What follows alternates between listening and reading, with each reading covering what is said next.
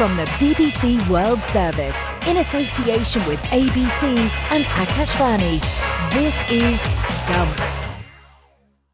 Hello and welcome to Stumped, your intercontinental hit of news, features and debate from the sometimes quirky world of cricket.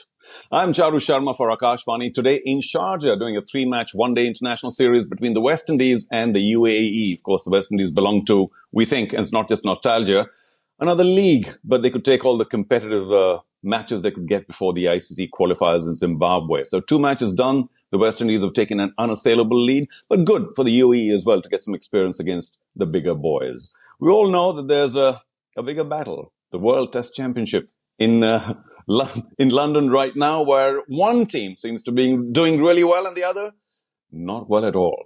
Here at the Oval, I'm looking for my umbrella. That's how sunny it is this morning. And it's been very sunny for the Australian batsmen sent in, and they had a few problems with 3 wickets going down, but from there on, it was the Head and Smith show, the most exhilarating innings you can imagine from Mr. Head. He was in extraordinary form, and Steve Smith was the bulwark alongside him, just steadily playing away. So, a very happy day for Australia. And it's lovely to be here in England and at the Oval with the sun shining. And I'm Alex Hartley. And from an Australia point of view, it was definitely a good toss to lose. Well, that's short and sharp. But I have to confess, Jim, if you think the sun's out there and you're sort of feeling the heat, as soon as we stopped here in Sharjah, got off the plane, it was announced that we were 47 degrees. So imagine playing cricket in 47. It's baking. Luckily, I'm not out in the field, though. Nice and air-conditioned in the commentary box. All right, let's start this week with the World Test Championship final between Australia and India. What else? It's the apex. After day one, I think it's fair to say that it was clearly Australia's day, and India won the toss, chose to bowl first. There's a lot of chat already about the fact that they should have perhaps batted first, and people are quoting, was it W.G. Grace of whom saying, when you win the toss, you bat first. If you're not sure, think. And then bat again, but wasn't to be. Australia finishing on 327 for 3, and Steve Smith 95 not out. Surely he'll get to 100. But what about Travis Head, ending the day unbeaten on 146 of the finest? Such aggressive cricket from Mr. Head. Jim, I know there's some sunshine on you, and I can feel that smirk and the smile. But obviously you're very happy because Australia are in a fabulous position. Yes, a very powerful position. And India, they had a good hour or two when the cloud was hanging around and the pitch was doing a bit. But they lacked a Bumrah. They certainly lacked an Ashwin. In a game like this, whatever the conditions look like, you pick your best bowlers. And for him not to be in the attack, I think, is an outrageous piece of selection. And they're paying for it now.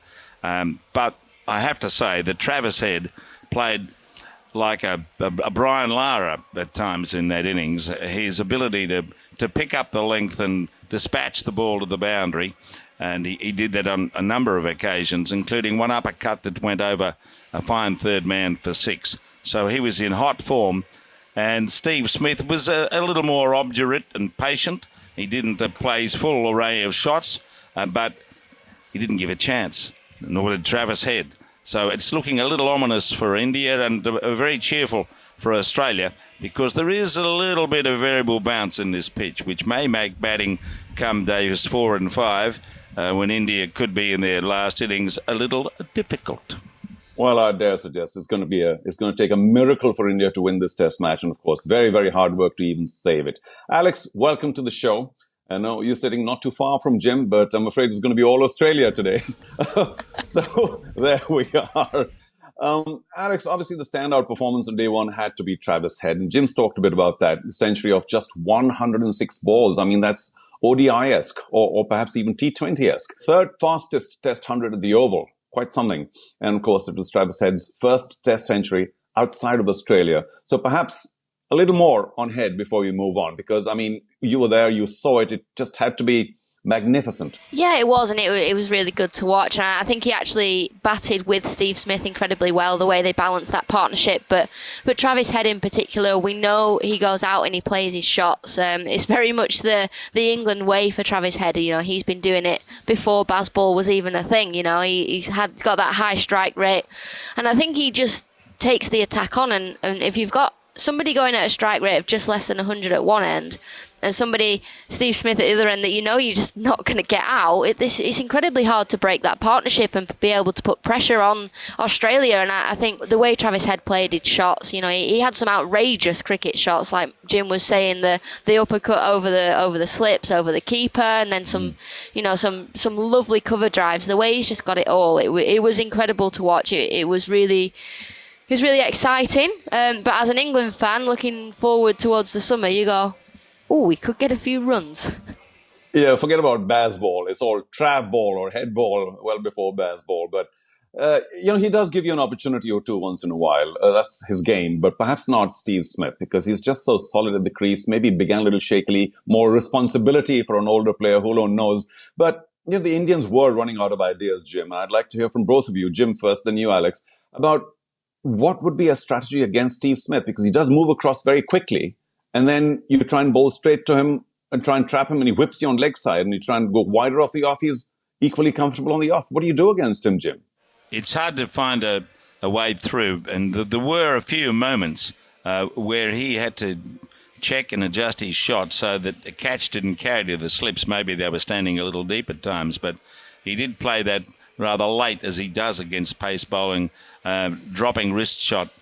And I think 2 or 3 times the ball landed a yard in front of the slip cordon. But other than that, there were some plays and misses, as you'd expect. But there's just a serenity about the way he goes about his game. And he looks totally in control once he gets through that first edgy period. And there were opportunities for India to strike. They bowled a few wicket-taking balls, but they didn't take wickets. One of them, I remember, whacking Labuschagne on the left fingers, and he had to get some attention. And he was bowled magnificently by Shami straight after lunch, one that went through his defences. But that was 3 for 76, and it's hard to believe that from there on, even via the second new ball, India were unable to create a wicket. And that said as much about the batting as perhaps the greater placidity of the pitch as the day went on, and the fact that India didn't have their best bowling lineup. I don't know whether Ashwin would have made any difference, but those 4 pace bowlers, there's a little bit of a sameness about a couple of them. Thakur and Yadav look to be short of a gallop, to be honest. He bowls too many 4 balls to be a really good test bowler against this quality of batting. So that was the struggle for India. If you think about this partnership of 251, it was chanceless. So that does tell you something about the very high quality of batting that was on display. I think when you look at Steve Smith, and we asked Justin Langer yesterday, how do you get Steve Smith out on air? And he said, well, I can't be telling you that because people will be listening. We were like, I promise nobody's listening. Just tell us it's a secret. He wouldn't tell us, would he? And I think for me, if I was India, I know they've not really got the quicks, but they could have gone to the short ball tactic to Smith slightly earlier. I think we'll see that when England play against Australia. I really like the fact that when they had the leg slip and the 2 catches on the leg side, I don't think they stuck with that for long enough, because we know he steps right outside his off stump. He wants to flick the ball into the leg side. It's almost a waiting game. With a world-class batter, you just have to play that waiting game for ever so slightly longer. And I don't think India did that yesterday. I think they tried a couple of things for an over or 2, but you have to do it for 5, 6, 7 overs when it's a world-class batter. So I like the short ball tactic to Head, but I think they could have done it to Steve Smith as well and see, come on, can you play it? Are you going to take it on, or are you happy just ducking and weaving out of everything we give to you? Yeah, there have been questions about captaincy and leadership, of Rohit Sharma, and people have very quickly gone on to talk about the aggression of Virat Kohli. Well, these are all retrospective things, but something you said back there, Jim, I think has given some heart to Indian cricket fans, saying that they were just a shade unlucky. So I think the Indian fans will hang on to that. Oh, we were just unlucky. But, you mentioned a bit about Ashwin being dropped. And again, this is hindsight. Perhaps he's done better in the last few matches overseas than before, when he was spectacularly unsuccessful outside. Do you think that would have made such a big difference, especially day one of the pitch at the Oval? Getting Ashwin in instead of perhaps one of the faster bowlers, if not Jadeja? A couple of things. Obviously, if they had Bumrah playing, it would have made that decision easier to go with just 3 fast bowlers instead of 4.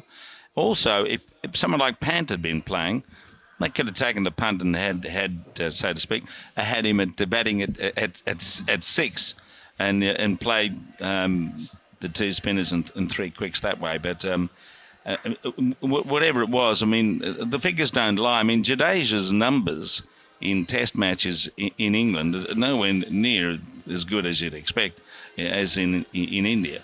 And I think Ashwin shades him, actually, when you make that comparison. But there's no way Jadeja's going to be left out, because he's probably the all-rounder of the day at the moment in Test cricket, given that Ben Stokes is not bowling.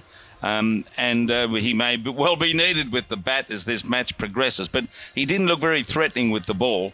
Maybe that'll come a little bit later on. But yes, they just could not create enough wicket-taking opportunities once these 2 batsmen got set. The momentum shift was alarming. Even, as I say, through the second new ball, there was a skerrick of an opportunity created by the bowlers. Yeah, I think for me, I'd have played our Ashwin and Jadeja. I'd have played them both together, and I think they're both different. And the point of difference that Ashwin has that Jadeja doesn't have is Ashwin's got all these different variations. He's got so many. And I think on a pitch like we've got today and here at the Oval, it was offering a tiny bit of spin, more hold than anything. We saw a couple of balls spin from Jadeja in towards the left-handers, but I think if you can get the ball going both ways and you can try and outfox the batters, especially when you've got set batters, you have to try and be ahead of the game. And I think tactically, Ashwin is one of the best in the world at that. You know, he's proactive. He's not reactive, he's proactive, and I think that's what makes him such a special bowler. So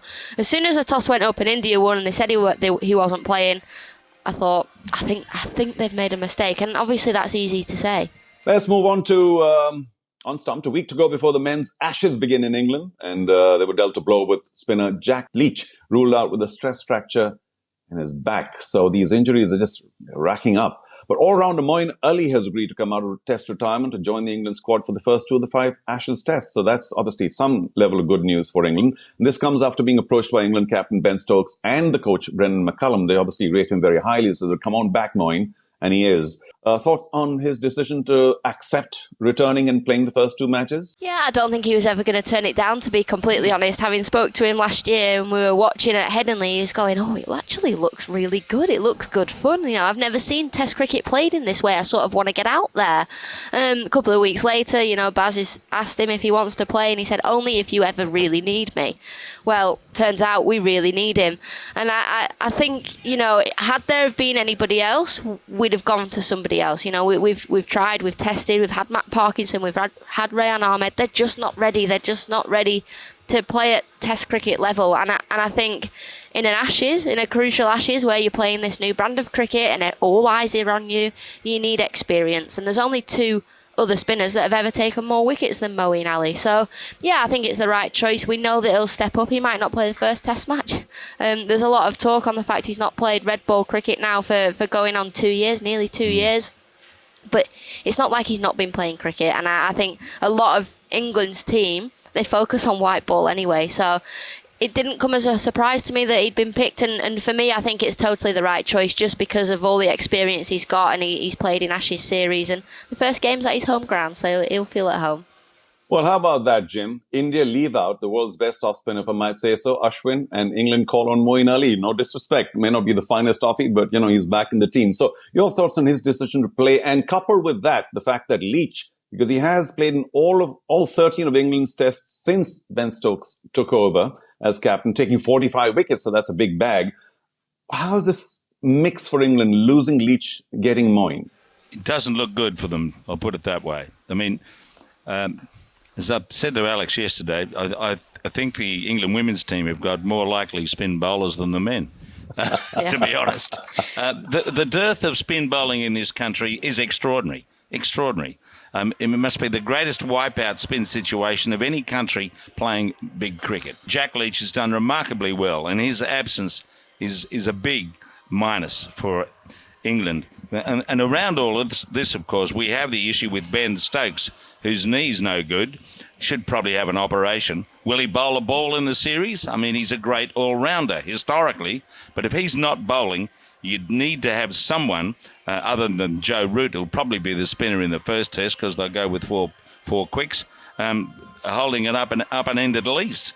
So when you look at Moeen Ali's record, it's not flash against Australia. 20 wickets at 65 in Test cricket. Not that Jack Leach is any better, but I don't think the Australians will be too fearful about Moeen Ali playing. But what choices, Alex says, have England got? Where can they go? They don't have too many alternatives. And this is a fairly dire situation around a fast bowling attack that's got a mixture of great experience, some old age, few injuries. So England are going to have to find a way somehow to get 20 wickets in a test match quickly, because I reckon Australia will get 20 pretty quickly if they're on their best game. And what about this? Somewhat strange. Now, Alex, you first. Former England coach Andy Flower, who won the Ashes 3 times during his 5 years in charge, is now a consultant for Australia. This is trickery. What's going on? Will it affect anything at all? It's obviously an advantage to Australia because Andy Flower has coached these England players, and I think when you're doing a job, you have to do the best job that you can. So there is going to be times where the Australians are saying, how are we going to get Joe Root out, or what's Joe Root's weakness, and he's going to have to tell them, because that's what you do. You have to do a job to your best ability. It will advantage Australia, but I don't think England will be too phased about it, because England are very much, we're going to concentrate on us and us only. We're not bothered about the wider world. We're not bothered about anybody else. We're in our own little bubble. We're playing under Brendan McCullum and Ben Stokes, and what they say is absolutely brilliant. We know we're going to go for it. But yeah, I think for Australia, if you can get somebody in that can give you those little ins, then it's all about those 1%ers, isn't it? He's a very hard-nosed character, that Andy Flower. I remember when he was coaching England and that series in Australia in 10-11 when they won so well under his direction and Andy Strauss's leadership. It's not all 100% for Australia. Things can go amiss, particularly when the ball's moving around and Jimmy Anderson's got it on a string, or for that matter, Stuart Broad. But England have got their own issues there about which bowlers to play where and when, given we've got 5 tests in 7 weeks, and Australia have a similar issue about how well their fast bowlers will back up. Will Pat Cummins be able to, as captain, play every test as the main strike bowler?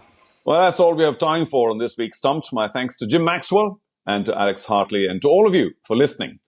Well, speak to you again very soon. For now, goodbye.